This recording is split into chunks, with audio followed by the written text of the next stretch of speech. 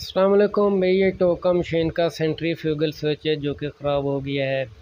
तो ये आप देखें कि ये जो इसकी फेस है ये टूट गई है और ये रूटर के साथ चलती रहती है। इस पतरे के ऊपर ये वर्क करती है, मतलब है इसको ये ऑन ऑफ करता है। ये मेरे पास ब्रास है, इसके ज़रिए हमने इसको रिपेयर करना है। तो ये इपॉक्सी ग्लू में मिक्स कर रहा हूँ और ये उसके ऊपर लगाना है। इपॉक्सी ग्लू भी आप लगा सकते हैं, आप इपॉक्सी मैजिक भी इस्तेमाल कर सकते हैं। ब्रास को हमने अच्छी तरह से उसमें फ़िक्स किया और हार्डनर भी उसको अच्छी तरह से लगाएंगे ताकि हार्ड हो जाए। और इसको लगाने के बाद हम धूप में रख देंगे इसको खुश्क करने के लिए। तो खुश्क करने के बाद ही आपको मैं ये दिखाऊंगा।